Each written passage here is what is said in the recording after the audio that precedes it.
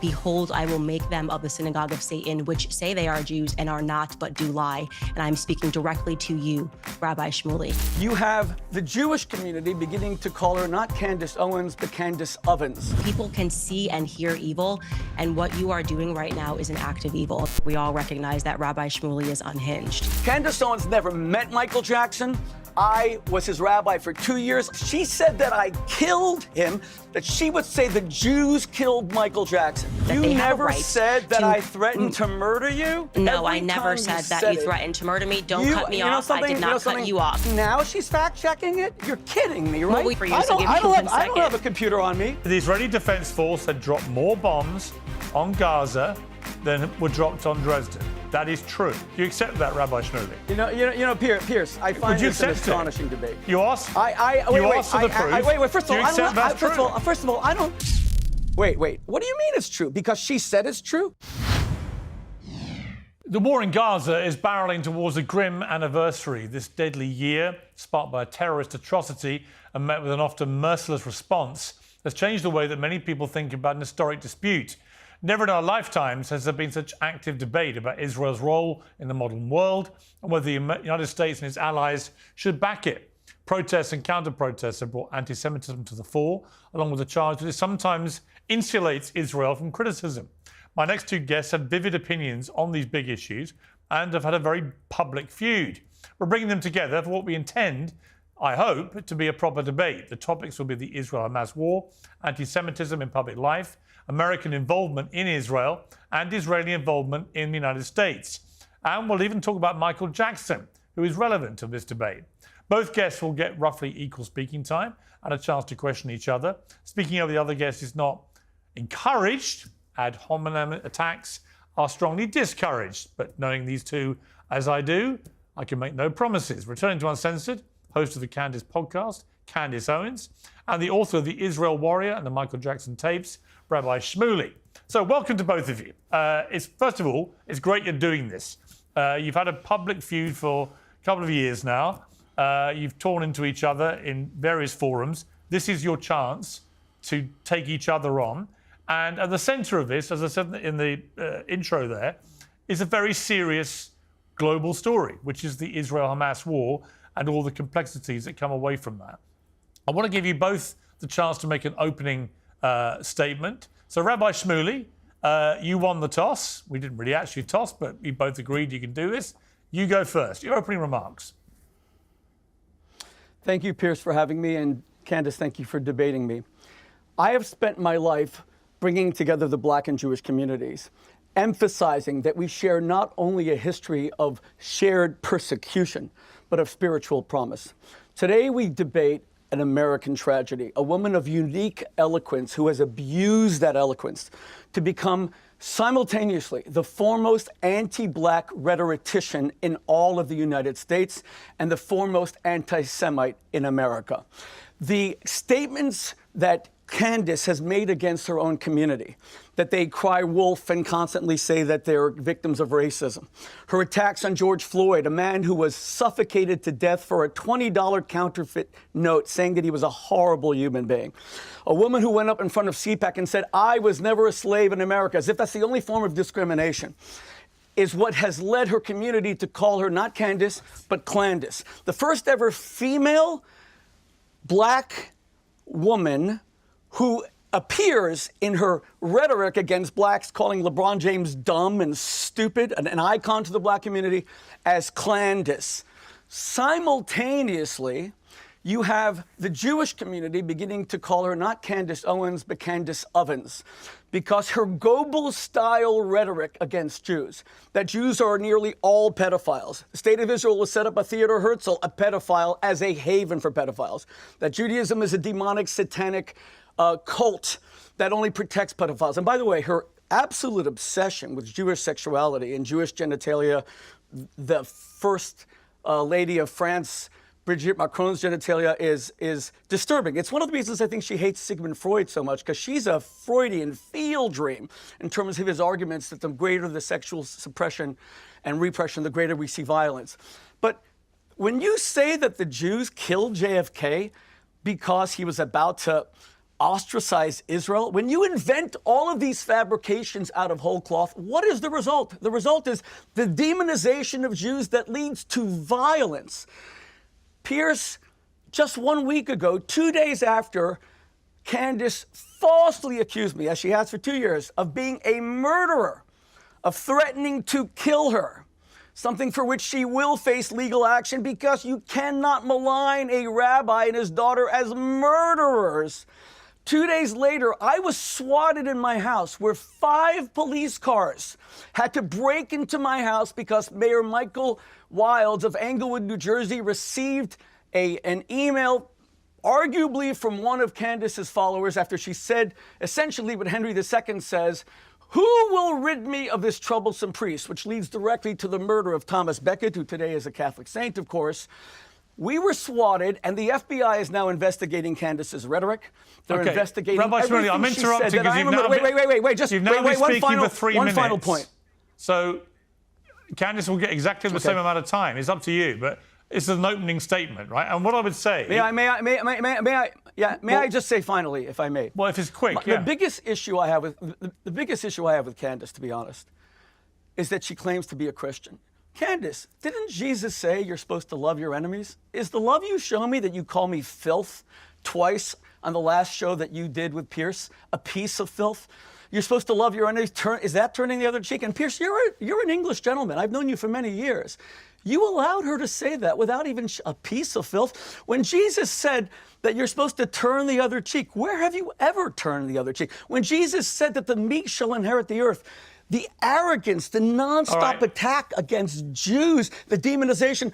If you are a Christian, then I am the second coming of Christ. Okay, that's 4 minutes you've spoken to. Out of fairness, Candace, if you want to use 4 minutes to respond, you can. All I would note, Rabbi Shmuley, is you've spent 4 minutes personally attacking Candace Owens. I set this up as a debate about what is happening with the Israel-Hamas war, anti-Semitism, and so on and so on. You've turned it all completely, immediately, into an ad hominem onslaught against Candace. How could you possibly say that? You are speaking to a woman who says the Jews are a ring of demonic pedophiles, and you're saying that I have no right to defend my people. You know, Pierce, you have to stop this once and for all. There was nothing ad hominem at all. All right. When Candace says that the black community is a bunch of crybabies, everything I said was policy. I could not disagree more. Candace will now get the same amount of time, if you want it, Candace, to respond. Thank you, Pierce. And I don't think I really do need to respond to the ad hominem attacks. I think actually one of the things that plausibly unites people across all religions, Muslims, Jews, Christians, is that we all recognize that Rabbi Shmuley is unhinged. He's just mentally, in my view, unwell. And I don't say that as an attack. I say that as just a reality, because I've never seen someone just make things up out of thin air that were never said. And trying to screen that as a defense of black people. The black people will never accept Rabbi Shmuley after Michael Jackson put him on a list of people who he felt were ruining his life. So you can stop your pleas with Black America, they won't work. Now, going back to the context of what you've asked us to speak about today, you know, I think one of the things that the world is recognizing and what we've always recognized is that there are radical fringe sects that break out within every single religion, amongst every race.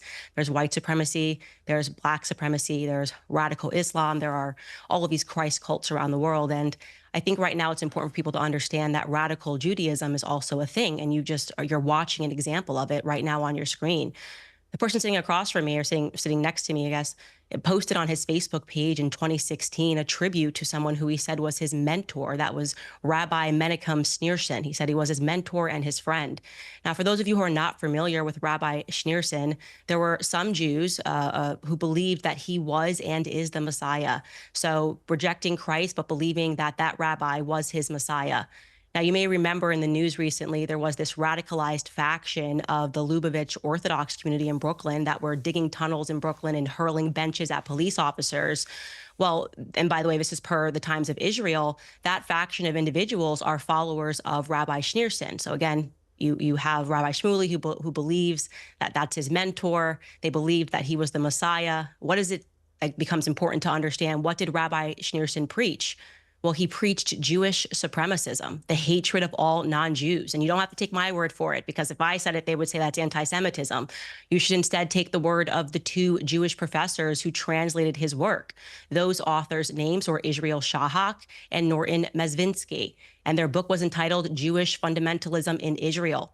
From that book, we learned that Shmuley's mentor, Schneerson, describes the difference between a Jew and a non-Jew.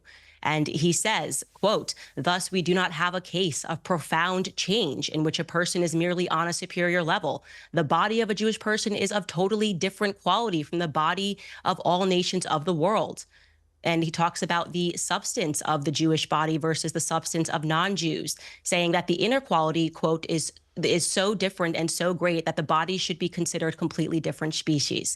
So that is a belief. And you can go through his speeches and you will see that he continually talks about how non-Jews should be treated, and that, again, we are a different species. This is what Rabbi Shmuley believes in. We have to come to terms with the fact that there are Jewish radicals, and it's incumbent upon the Jewish community to call them out. I'm glad that you brought up my rhetoric about Black Lives Matter, the organization, and which was basically allowing Black criminals to take to the street to burn down, to loot, and to riot in the name of racism, because it shows that I'm on equal footing here, that across the board, I do not support supremacism, whether it's coming from my community or whether or not it is coming from yours. And I think the entire world is now paying attention and wondering what is going on in Israel. What is this government? Is this a radical fringe government?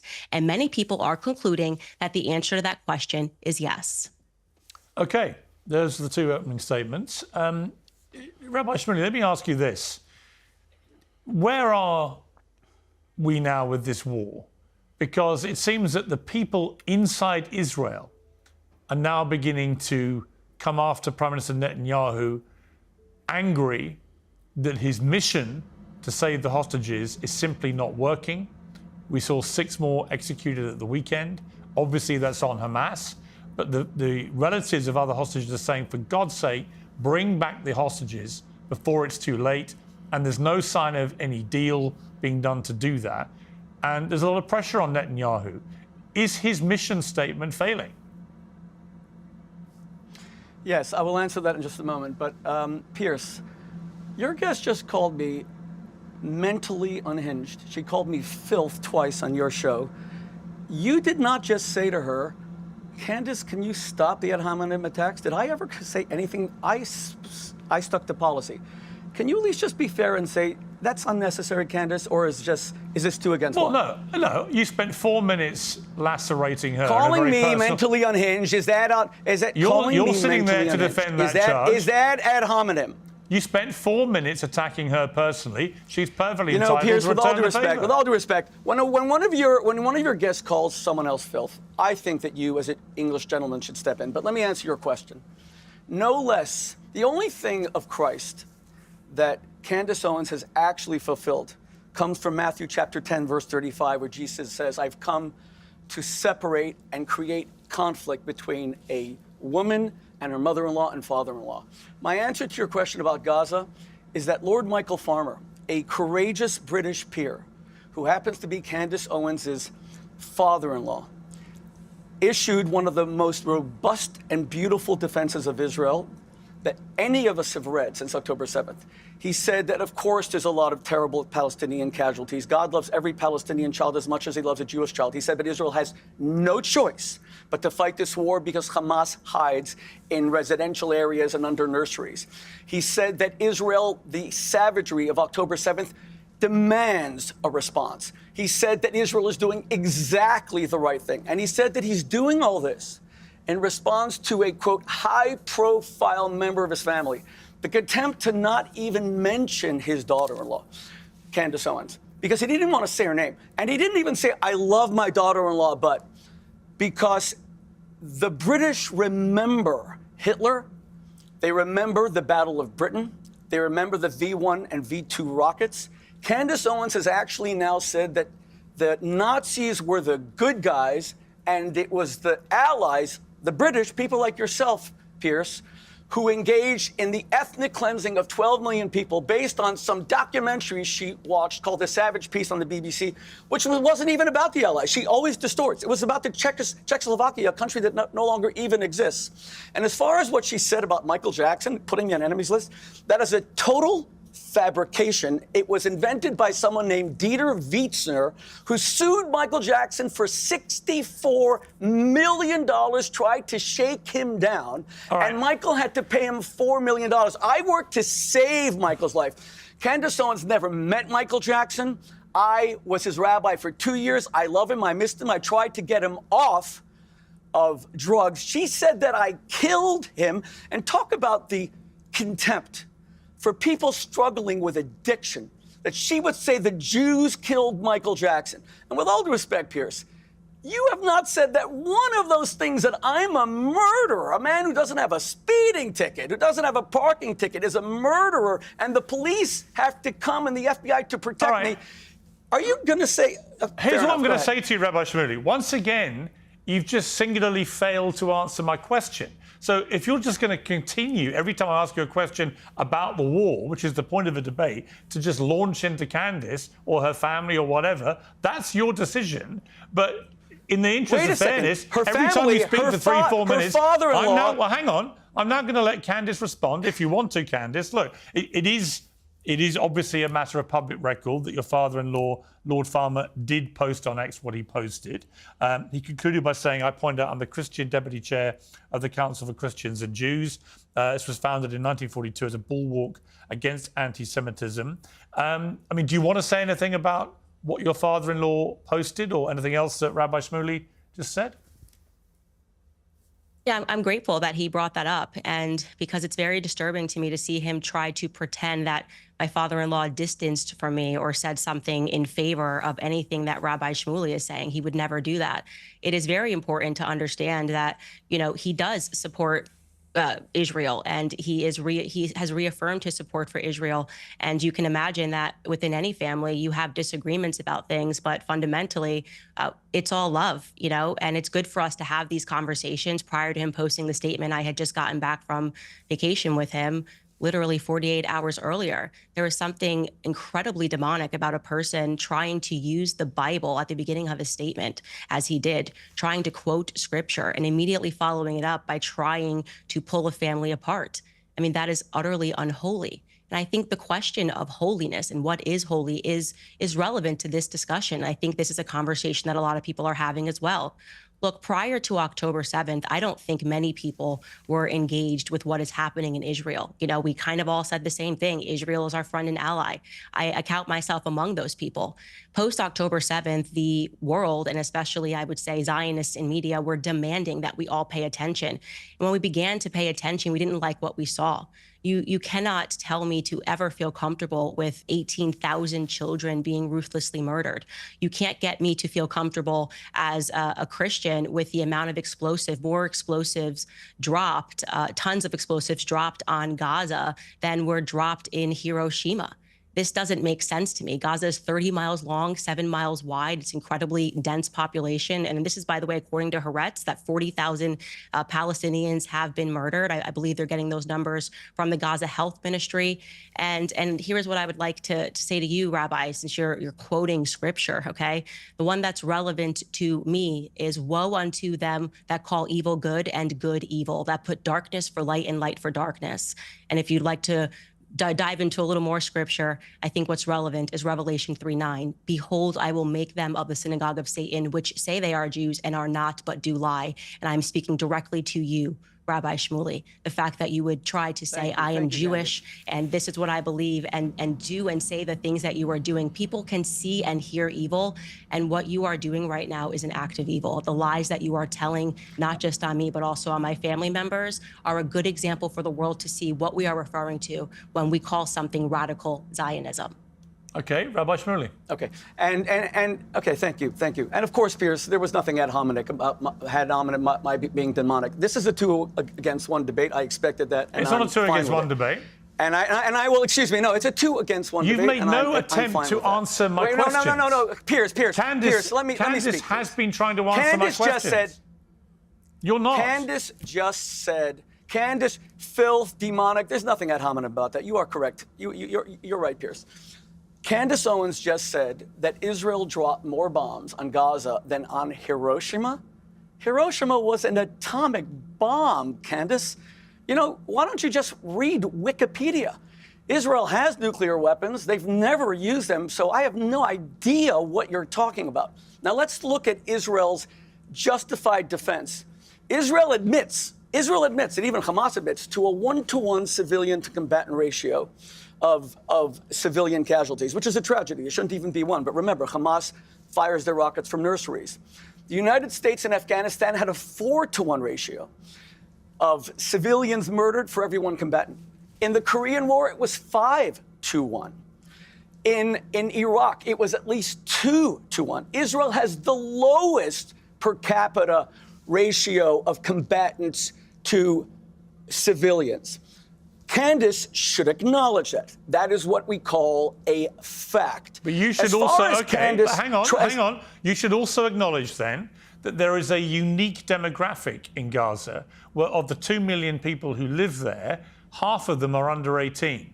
So that's a very different demographic to any of the other scenarios you're talking about. That is what's caused so much international opprobrium against Israel, is the fact that so many children, pro rata in the civilian death count, have been killed. It's that people are so exercised about, and rightly, because what's happened here is obvious. Hamas, yes, they've embedded themselves in civilian territory. Yes, they've built all these tunnels. None of these things are to be disputed.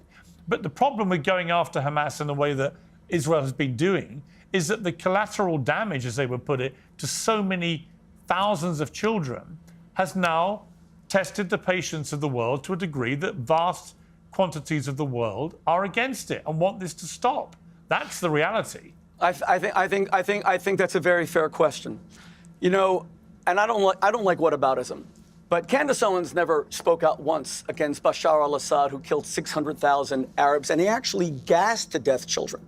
He targeted them with mustard and poison gas. You remember that President Obama said that's a red line, and then he gave it to Putin to get rid of those weapons of mass destruction. Which was completely wrong. God bless President Trump, who actually... Wait, just a second.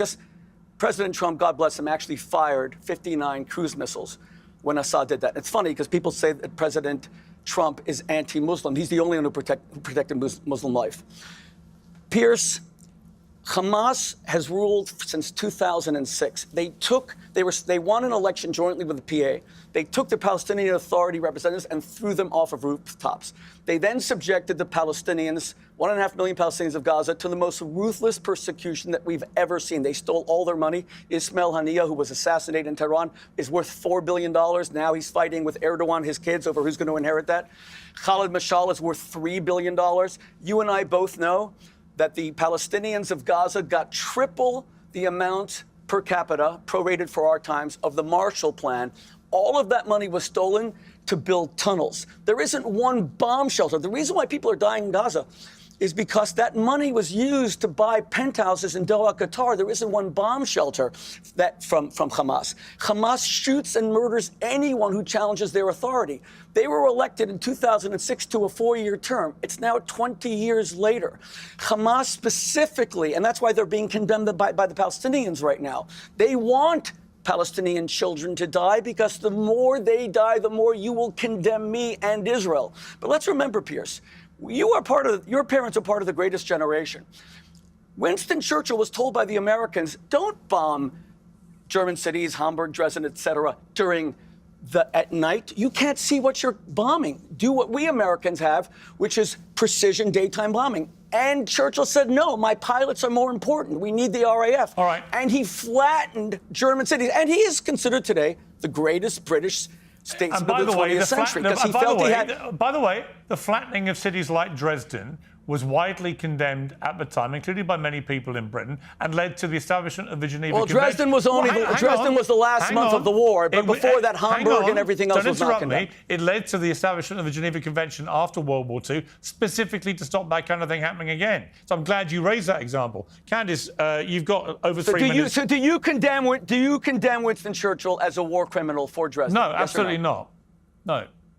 Why not? You just said that it was wrong. I actually was going to. I was Winston actually going to Churchill say as the a exact war same criminal for thing. Dresden? Well, please, you said okay, not, but Rabbi, If you're why? both going to ask me the same question, time let me to be speak. clear. Winston Churchill was Yeah. not a war criminal, right? But some of the ways that Why not? He because bombed Dresden and killed 25,000 people. Yeah, he also saved the world from Adolf Hitler and the Nazis. Oh, he saved the world. So Israel's saving the Middle East from Hamas, Islamic Jihad, Iran. But it's not, though. Hezbollah. It's not, Israel's not doing that. Thank you for answering my question. Well, case closed. All right, let me go to Candace.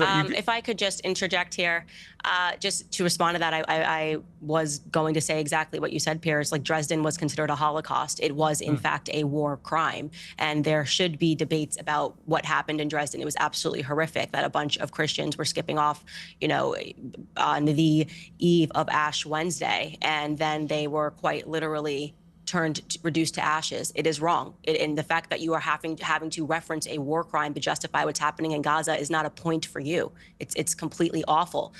When people say, oh, well, look at what we did. Look at all these other horrific things we did. Why do you care about this horrible thing that's happening?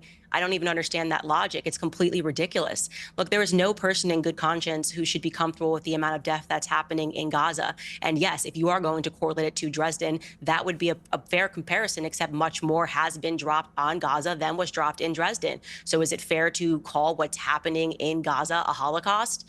Is that what we're looking after when you have this nonstop onslaught? And it's completely ridiculous to say, oh, well, this is happening because of Hamas. Let's be very clear. It is happening because the Israeli government will not stop bombing them, okay? So you had a very sympathetic audience all around the world, myself included, when October 7th happened. There's not a single person that should or could justify the terrorist acts that was enacted by Hamas. But the collective punishment that is being assigned to the Gazans, the Palestinians living in Gaza, is also unacceptable. And the entire world should condemn it, and it should be made to stop. And I do believe that a radical fringe has taken hold of Israel. And further evidence of that, by the way, is that we are not even allowed to critique Israel without having people like Rabbi Shmuley, which I never said he threatened to murder me, but he has threatened me for 2 years, essentially trying to bully people into their belief that they have a right. You never said that I threatened to murder you? We're going to post every No, I never said that you threatened to murder me. Don't cut me off. I did not cut you off. Okay, I will not cut you off. Go ahead, please. I did not cut you off, okay? Go ahead. The point is that now what's happening across America is that you have Zionist organizations that are threatening and bullying people because people are taking a stance against this act against humanity. What they're doing is inhumane in Palestine. And so what they're doing is they're saying this person should get fired. This person should lose their job. The Zionist Federation of Australia just asked for me to have my visa banned simply because I don't support what Israel is doing. And if that is what I have to pay, if ultimately what happens, I get my visa banned because Zionism has a lot of money in media, then so be it. It's less of a price than the children in Gaza are paying right now. And as a Christian, I will never support what Bibi Netanyahu is doing. Right, and what's interesting to me, Rabbi Shmuley... May I respond? Hang on. May I respond? Yes, but let me just say again the question I put to you earlier. It's not just people outside Israel who are now heavily criticising Netanyahu and his government. It is people inside Israel in massive numbers. And so my question for you is, why? Why are so many people inside Israel taking to the streets to demand that Netanyahu stop this war? No, they never said he should stop the war. They said there should be a ceasefire to release the hostages because Israel is a cult. Don't interrupt me, please, Candace. Because Israel is a culture of life. And that's why Israel got into this mess for October 7th. They traded 1,000 murderers, including Yahya Sinwar, who Israel saved at Soroka Hospital in Beersheba when he had a brain tumor. The Hamas Hitler, who's the architect of October 7th, Israel saved his life. It's a culture of life, even for Palestinian murderers. They traded 1,000 for Gilad Shalit. You remember that. And now a whole group is saying, even if it leads to another October 7th, I need my children home. I understand that. Pierce, I have 2 sons fighting in this war. I understand the dangers that are being faced. No one's saying to stop the war, not to destroy Hamas. They're saying call a ceasefire to release the hostages because of their execution. But I must respond.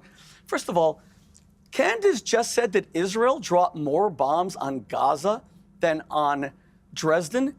What's your source for that? Do you know that in Dresden, there were 1,000 Lancaster bombers sent over 2 nights by Churchill, and then 800 American, that's 1,800 bombs. What's your source that Israel dropped more than on Dresden? So it's just interesting because you realize that you used Dresden as an example No. to justify Answer the what was question. happening You just in Israel. made Pierce. This is deflection. I said more tons you of said that Israel. explosives. You just made a blood libel against the Jewish state. Dresden We was can't keep doing 1,000 this. Lancaster We can't keep doing bombers this. over And 2 this nights. gets into, I am asking you what is your source. This is getting very boring. The answer. Okay, don't interrupt me, please. The answer is Pierce. It's my turn. Correct. Pierce. Rabbi Shmuley, Rabbi Shmuley, you can't ask someone a question and then refuse to let them answer. So I asked for a source. I didn't ask for a question. What's the source? It is We've heard the absolutely question. absurd. Candace. I'm going to respond to what you are saying. This tactic of when anybody brings up anything that Israel is doing is wrong, you get to just scream you see, blood there is no libel source. and So, Pierce, let me continue. anti-Semitism. Don't interrupt And, her. oh my Invented it. gosh, I'm it's a sorry. blood libel. It is not Don't a blood interrupt libel her to when she talk won't about give the a source. amount of death and the tons of explosives that have been dropped on the civilians in Palestine, okay? That is not a blood libel against Jewish said people. that Israel This is such a dropped more nasty on and Gaza than perverted Dresden. tactic, What is your which source? essentially says, I don't have to debate anymore because I get to just call everybody a person who's accusing me of blood libels. Okay, truly, what is happening right now is that the blood of Palestinians is being shed. Okay, that is not a libel against the Jews. That is a fact and a reality against Bibi Netanyahu and this government, which has gone extreme in their response to October 7th. So stop this tactic. Understood. Pierce, can I now have my turn again?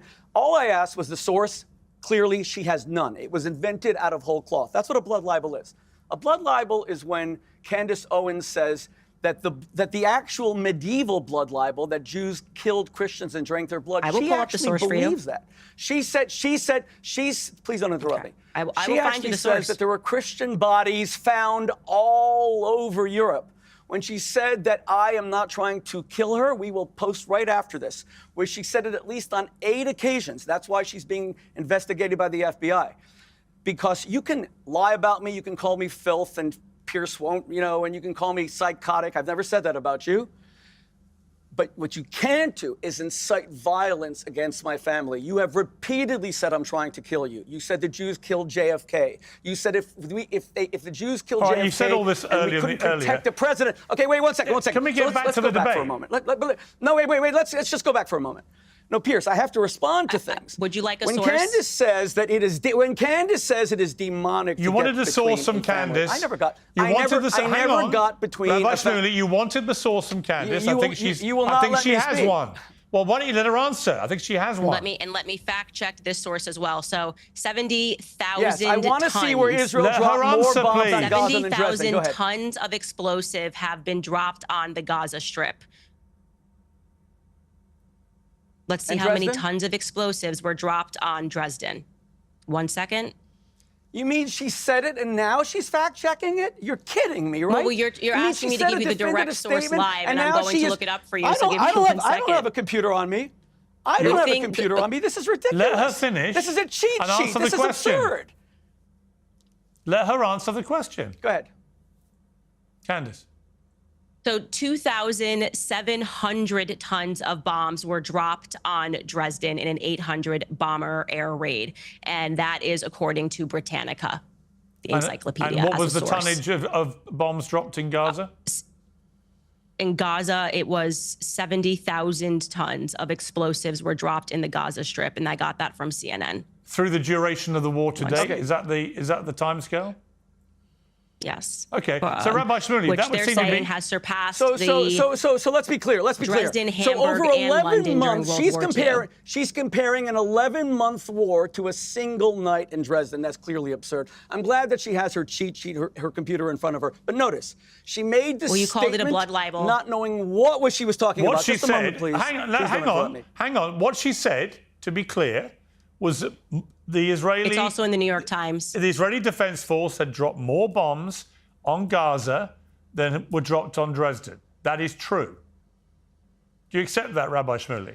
You know, Pierce, I find this an astonishing debate. You ask? Wait, first of all, I don't. Wait. What do you mean it's true? Because she said it's true? No, do you accept Do you that's have fact true? checkers? The New York Times says it's true. Is this a serious show? Wait. Every time I try to speak, you asked for a source. You called it a blood libel. You asked for a source. Fortunately, we had time to look it up.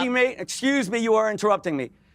She made a definitive statement. She admitted she had no source. She had to then use her computer. It's absurd that she has a computer during this debate. But she was right. Because she had to look it up. One second. But she was right. Now she's saying that over an 11-month war. No, we don't know that she's right because your fact checkers haven't checked it, and my fact checkers haven't checked it. But let's just go back for a moment. Israel was attacked in the most savage way, and women were gang raped, their breasts were cut off. Candace recently had a guest on who even denies that women were raped. Now she's saying it's in the New York Times. She said the other day that the New York Times lied and fabricated about the mass rape of women. She had the former press secretary of Bernie Sanders who denies that. Now she suddenly likes the New York Times. You are speaking to the #1 critic of the New York Times in America. And by the way, this is a typical thing. Candace will say there's no racism in America. Then she will sue, which she did, the Stanford, Connecticut Board of Education for a $40,000 settlement against racism. She then went on a show and fabricated and said it wasn't a settlement, it was actually for tutors for 1 month. You tell me which tutors are paid $40,000 per month. She will say that I have no right to bring up her family. First of all, I didn't. It was her own father-in-law who condemned her. But she can bring up Brigitte Macron. She can bring up Emmanuel. She can destroy their marriage. Obsess, and you were very good on that, Pierce, challenging her. She can destroy other people's marriages. And you know what's also interesting? But hang on. Hang on. Wait. Don't just keep talking. One final point. The day after October 7th, she said nothing for a few days, never condemned it. Yeah. And when you asked her on the show, she said, Pierce, I never talk about anything international. Is Brigitte Macron an American? But so she can speak about the genitals of the First Lady of France for months, but not condemn the gang rape of Jewish women? I've already said to Candace, I don't believe a word of the Brigitte Macron thing. What I would say about what you've just quoted Lord Farmer as saying, you said that he condemned Candace in the statement he put on X. He didn't condemn her. I've just read it again, and there's no condemnation of his daughter-in-law. He simply set You're out... kidding. Read the first line. In view of public comments from a high-profile member of my family, I want to put my own views on anti-Semitism and Israel's current military campaign in Gaza on public record. Where's the condemnation? Thank you very much. Candace? Thank you. So where's the condemnation? Thank you. So let's get the timeline. Candace says she was on vacation with her father-in-law 2 days before. Wait, where did he condemn her? You and I can read between the lines on any press statement. I'm not reading between the lines. Number one, she says, in you view said of a high-profile... I've just shown you he didn't condemn her.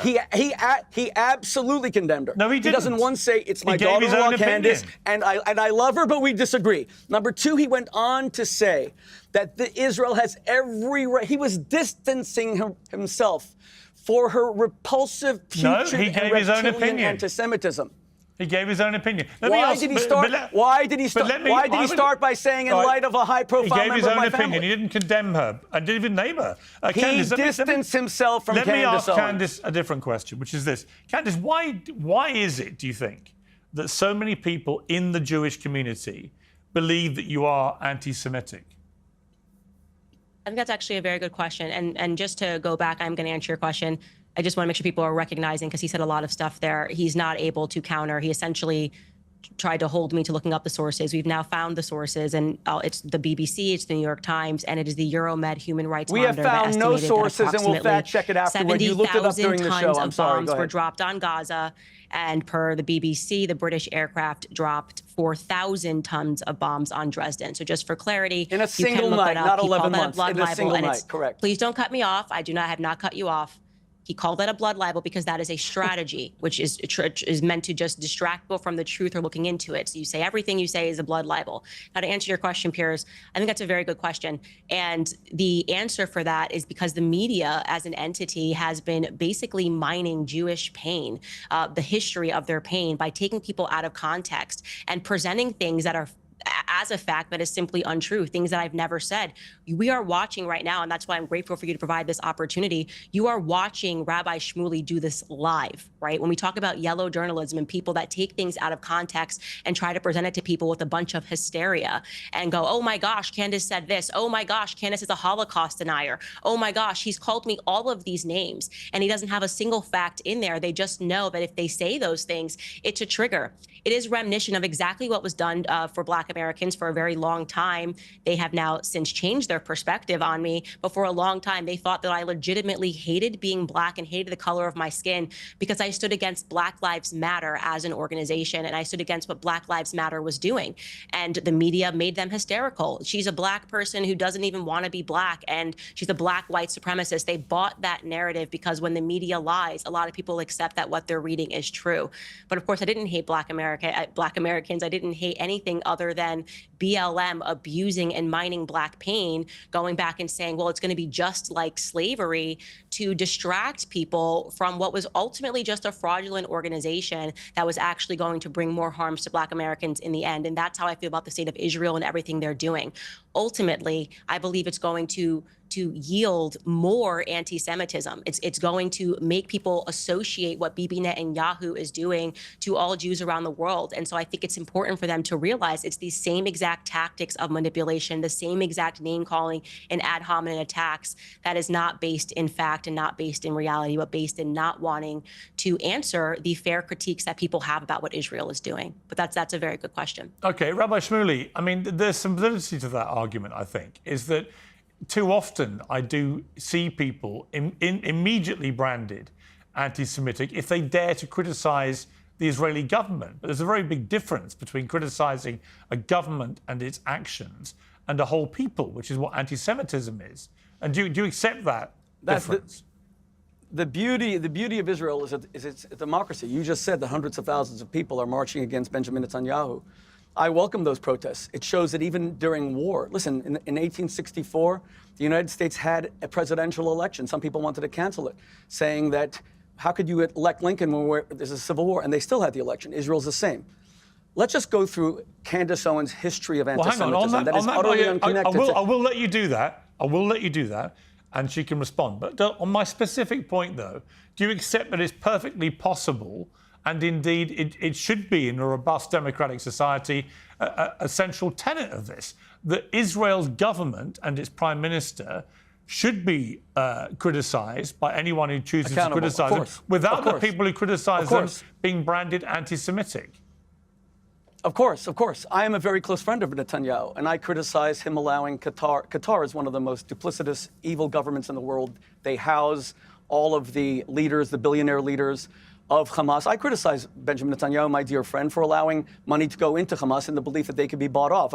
I criticize the Israeli government for not recognizing the Armenian genocide, something that Candace Owens blames the Jews. She actually says that Kemal Ataturk was led by the Jews to the Armenian genocide. By the way, the Armenian genocide took place under the Ottoman Turks, not Kemal Ataturk. She has no sense of history, and she just fabricates constantly. Okay, but let's just look for one moment. Okay, on the specific wait, one second. Let's just go through her history of anti-Semitism, please. Yes, you said you had specifics of Candace Owens being I will. Yes, anti-Semitic. What are those examples?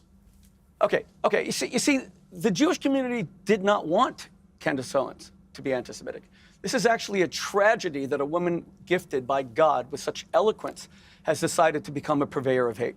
And when she said in 2018 that she has no issue with Hitler because if he was a nationalist, but then he wanted to go beyond her borders, even then we didn't call her an anti-Semite. That's an absurd thing to say, that you had no issue with Hitler. Hitler, even domestically by then, had enacted all the Nuremberg laws. There was already the November 9th, 1938 pogrom. Hang on. Just to clarify, let's take these one at a time. What do you believe she said about Adolf Hitler in the clip you're talking about? She said that there was no issue with Hitler except for the fact that he went beyond his borders. If he was a nationalist, well, let's play the clip. Enough. Let me play the clip. It's domestic. No, but even that, but my point is, no one called her. In the interest of fairness, I'm going to play the clip so that viewers who've never heard it can hear what actually got said. Yeah, I agree. I actually don't have any problems at all with the word nationalism. I think that it gets, the definition gets poisoned by elitists that actually want globalism. Globalism is what I don't want. So when you think about, whenever we say nationalism, the first thing people think about, at least in America, is Hitler. You know, he was a National Socialist, but if Hitler just wanted to make Germany great and have things run well, okay, fine. The problem is that he had dreams outside of Germany. He wanted to globalize. He wanted everybody to be German, everybody to be speaking German, everybody to look a different way. That's not, to me, that's not nationalism. In thinking about how it could go bad down the line, I don't really have an issue with nationalism. I really don't. I think that it's okay. It's important to retain your country's identity and to make sure that what's happening here, which I think is incredibly worrisome in terms of the decrease in the birth rate that we're seeing in the UK, is what you kind of want to avoid. So I don't have I have no problems with nationalism. It's globalism that I try to avoid. So, Candace, on that specific point, would you say that Rabbi Shmuley has categorized it correctly or not? He's just openly lying, and that's why he didn't want you to play the clip. I was in the UK, by the way. I was at the Royal Mobile Club. There were Jewish journalists in the room, and nothing was written about it until months later when somebody was working on a hit piece about me. I was answering a question when they were saying, how can we just embrace the word nationalism when it sort of has this dirty feel? And I was just essentially saying that I actually don't have an issue with nationalism. I think it's totally fine to be a British nationalist, to be an American nationalist. And the problem is that it's wrongly attributed. That word, I think people instantly associate it with Adolf Hitler. And I would argue that he wasn't actually a nationalist because obviously he invaded Poland and he went beyond German borders. I didn't even mention Jewish people. I didn't mention the Holocaust. And suddenly you have people like Rabbi Shmuley who are pretending that I got up there and I defended Adolf Hitler. It's just, this isn't That good is not business. what she said. And we this is why I say we just watched right the clip. now, please don't cut me off. Please do not cut me off. A huge issue that you have right now is this dishonesty. If you really want to understand why Israel is facing a PR crisis, why Zionism right now to people doesn't feel good and they don't want to associate themselves with it, is because it seems like it takes so many lies to maintain. There's no reason to misrepresent what I said and to tell people that I support Adolf Hitler, other than the fact that you want people to hate me. And so I'm deeply appreciative of the fact that you guys had that clip ready to go. Well, you may respond to what she just said and to that clip. Now you've watched it. Okay.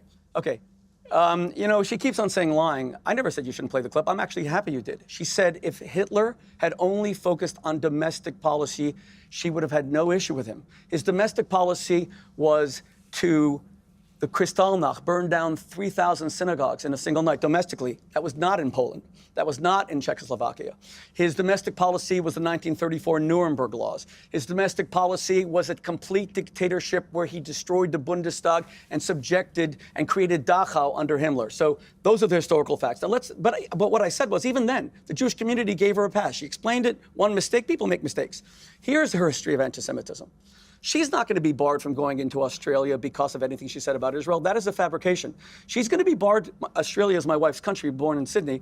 She's going to be barred to go to Australia because she's a Holocaust denier, because a 100-year-old victim of Yosef Mengele, the angel of death's experiments, came forward and said, you are going to traumatize me all over again. She actually said that Mengele's experiments, the fourth worst person in Nazi Germany after Hitler, Himmler, Goebbels, Mengele, it was a fabrication. She's an out-and-out Holocaust denier. And Australia, God bless them, took in so many survivors after the war, including my wife's family from Slovakia. Well, let me ask Candace Owens now. Let me ask her now. She said that the Mengele experiments were false. Go ahead. Let me ask Candace Owens now two things. One, are you a Holocaust denier, or do you accept that 6 million Jews were killed by the Nazis in the Holocaust? And secondly, do you believe that Joseph Mengele did what he is reported to have done and has been since World War II ended?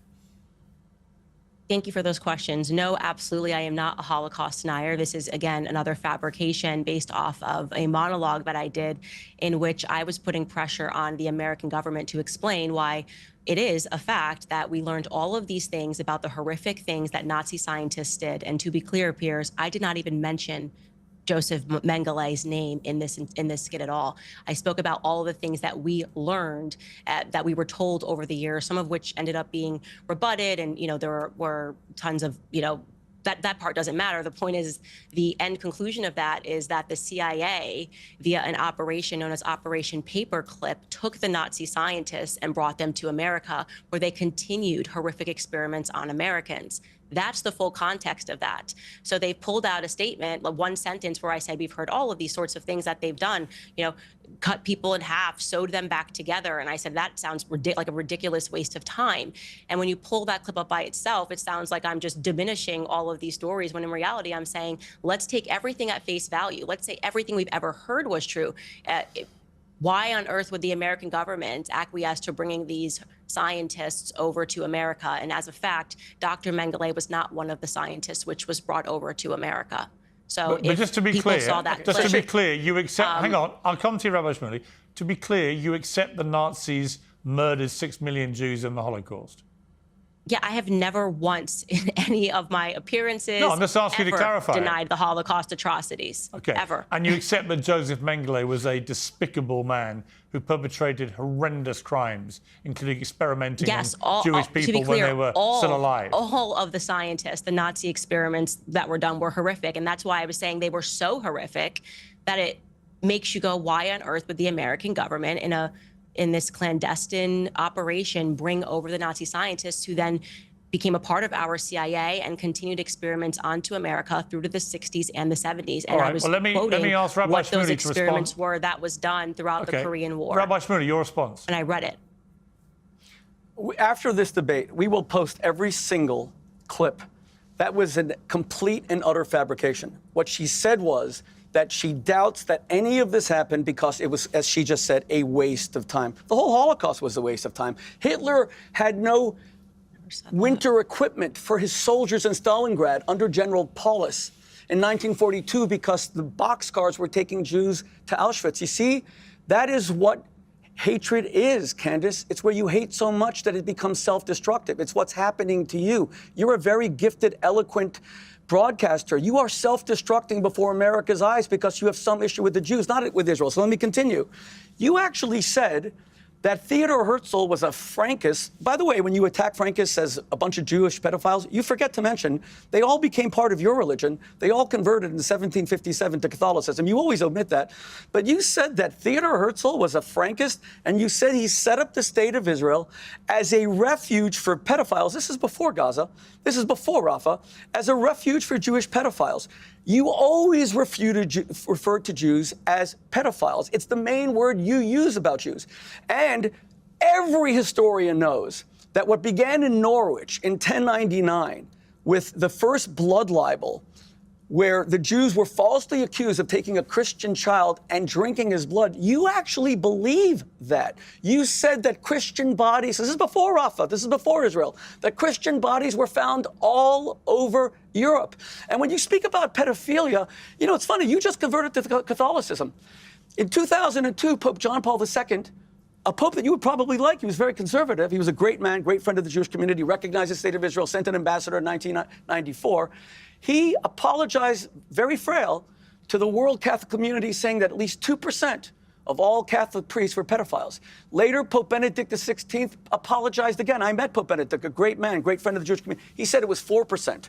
Then Pope Francis raised it probably even higher, 6%. We know 1 million people, almost 1 million people, children in France alone, according to the French government, were abused by Catholic priests. But you've never once condemned Catholic pedophilia. Everyone knows it was the biggest scandal in the world, but only the Jews are pedophiles. Is that anti-Semitism? Okay, let me ask Candace, do you condemn pedophiles in the Catholic Church, Christian pedophiles?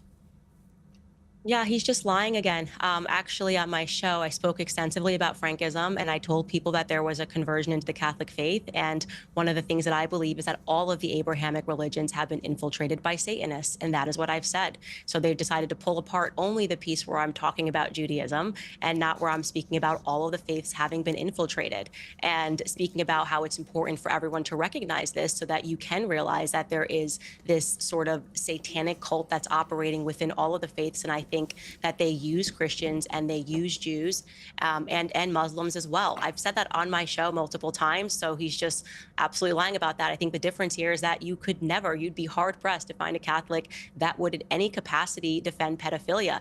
Now, regarding what he is saying that I said Judaism is filled with pedophiles, that is objectively a nonsense. I am a Christian. I'm aware of what the first 5 books of my Bible are. That would be me insinuating that, okay, well, the first 5 books of my Bible are inspired by pedophilia. That's absolutely false. What I said, and I'm hopeful that this is something that the rabbi will agree with, is that it is a fact that Jewish pedophiles, American Jewish pedophiles, escape and run and hide in Israel, where they are given safe harbor by the government. That is a fact. They will not extradite our pedophiles. That is an absolute nonsense, given the many billions of dollars that we give to Israel, that we can't get back the men that are raping children, okay? And I can't imagine a single person that would think otherwise, that that is not a nonsense and that we should not be giving back those pedophiles. And to be clear, it wasn't Candace Owens who researched and came up with this. It was an incredible Jewish organization that looked into this, talked about how wrong it was, and brought it into the mainstream media. If you don't like that Israel is harboring pedophiles, that's not on me. That is on the state of Israel, okay? Again, I am condemning the state of Israel for harboring American pedophiles and not extraditing them. Do you have a disagreement there, Rabbi? If so, please share. Thank you, Candace. Not only is that an absolute lie and fabrication against Israel, the most famous example, the country that will now bar you from entering because you're a Holocaust denier, not because of Israel, because a 100-year-old experimentee of Mengele came forward and said, do not subject me to this trauma. And the Interior Minister of Australia said, wait, what's it? Well, she just said it. No. But she denies Mengele's experiments. You can't call someone a Holocaust denier when they literally just said 6 million Jews got killed in the Holocaust. Wait. That's not Holocaust denial. Wait a second. Come on, come on, Piers. You're more subtle than that. It's not about being you can subtle. say that 6 million Jews died. You can say she believes of course you could be a happened. Holocaust denier.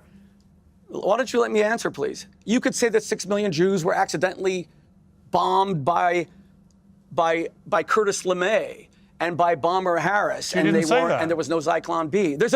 She said that Mengele did not do those experiments. By the way, this is not my decision. Didn't even mention this is the government of Australia that is barring her. Please don't interrupt me, Candace. The most famous example in Australia of a Jewish pedophile. Please don't interrupt me. The most famous example of a Jewish pedophile was a woman named Malka Laufer. She was a religious woman from Melbourne, Australia. And she apparently abused 74 children. She ran to Israel. She was prosecuted by Israel, extradited.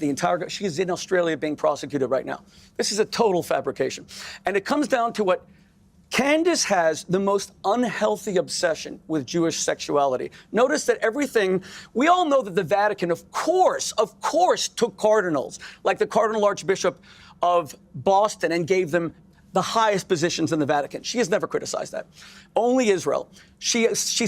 Now, Candace, let me ask you a point-blank question. Did you say that Theodor Herzl, you said he was a Frankist or descended from Frankists. Again, Frankists all became Catholic. He was Jewish. Did you say that Theodor Herzl set up Israel as a haven for Jewish pedophiles? Okay, first and foremost, I just want to debunk your claim that what I said was a lie. It is in CBS News, and it was the Jewish Community Watch, an American organization that tracks accused pedophiles, who has been trying for years to find a specific pedophile. They are the ones that brought this to the forefront, and CBS News partnered with them. What's the name of the pedophile? What's the name of that pedophile? I just gave you a name, Malka Laufer. What's the name of that pedophile? Well, they were tracking down a pedophile named Carew. Now let's go to the Vatican. Carew. How many people they allowed? How many cardinal archbishops were protected? Please don't cut me off. Please don't cut me off. Okay. You told a lie, and so I'm debunking it live for you. The pedophile What's who they were the tracking name down of the pedophile they're looking for? What's the name?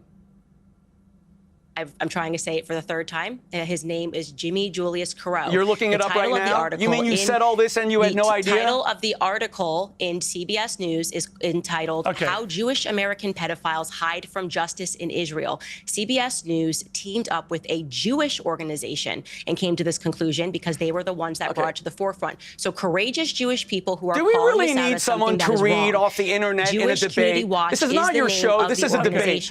Okay. Did you say that Theodor Herzl created the state of... No, I Piers, think we are did getting, she if you say don't that mind me Theodore saying, Herzl I set think up Israel? we are getting too obsessionally sidetracked into paedophilia. When No, this no, no, no. debate, This is one critical No, no, thing. I don't know Did why she he say defends that it. Theodore I don't know Herzl why he set up defends it. Israel I want as a this haven for debate. pedophiles? I want to end. We've got to end the debate, and I want to end the debate by giving you both this opportunity. Right? You are both religious people. Right? Every religion purports to be peace-loving. Right? Religions are supposed to spread peace and harmony and love and respect and kindness. Whether you're a Catholic, as I am, as Candace is, whether you're a Jew, as you are, Rabbi Shmuley. So I'm going to ask you both, and I'll start with you, Candace, to say something nice about Rabbi Shmuley. Be a Christian. What would you say? Yeah, I actually deeply appreciate Rabbi Shmuley having a platform. It's not something that I've ever said I want his platform stripped away, because I think that he does more in terms of revealing what it is that I'm speaking about when I'm talking about radicalism than anybody else. And so in that way, I'm grateful that he has a platform, and I would never call for him to be banned from anywhere. I hope he gets a megaphone, and I think And that as a people human being, watching his behavior today. Do you see any saving grace as a human being? I think I will pray for him. I will pray for his conversion into Christianity. I don't think it's normal to lie like that and feel nothing, but he continues to do it. He's filing FBI reports against me over pizza. I don't have any hatred in my heart towards Rabbi Shmuley. Over I really pizza? don't. And like I've said, I hope he forever has a platform, because I think that it showcases to the world what it is that I'm speaking about when we speak about radical Zionism. Okay, Rabbi Shmuley, do you want to say something nice about Candace Owens? Absolutely. She is gifted by God with incredible eloquence. I think she can repent and cease being a force for hatred against the black community who call her Candace, who have rejected her utterly. She is one of the most despised women in America by the black community. She is doing a whole new tour to be reaccepted. I think she can use her eloquence to apologize. Instead, she essentially hinted that the only reason she attacked the black community for the past 4 years, calling them stupid and dumb and can't vote for themselves and cry wolf and racism, was because she was forced to do so at the Daily Wire. I call it the Daily Liar. Maybe that's correct, but I think she should take personal responsibility. Saying that Israel was created as a haven for Jewish pedophiles by Theodore Herzl is not the way she's going to repent. Saying that she defends Kanye West when he says he loves Hitler. Hitler killed 10,000 Jews a day, 3 9/11s a day for 4 years. Okay. Between 1941 and 1945. I think we know wait 1 second, please. No, Piers. I know the And greatest wait 1 hits are second, coming. please. It's fine. We've heard them. But All you know, I wanted you you to wanted do to was speak. say something and you nice. said, I didn't want to hear the think she Rabbi could use Shmuley her. greatest hits of how awful I think Candace she could Owens is. use. That's how he started I this. think she could use her eloquence to repent. That's all. Okay. And I think finally, that if Candace could just come forward and admit that as a Christian, Jesus said clearly that you cannot approach him except through the Jews. He said that the Jews are the root and Christians are the branch. The fact that we in the community consider her the #1 anti-Semite in America means that she cannot relate to Jesus. So I'm saying become a Christian. That's a nice, very nice thing to say. The fact that Jesus said, I am sent only to the lost sheep of Israel. Come and learn about the Jewish Jesus. You know what, Candace? I'll give you a free copy of my book, Kosher Jesus. It teaches you about the Jewish Jesus. The meek shall inherit the earth. Love your enemies. Turn the other cheek.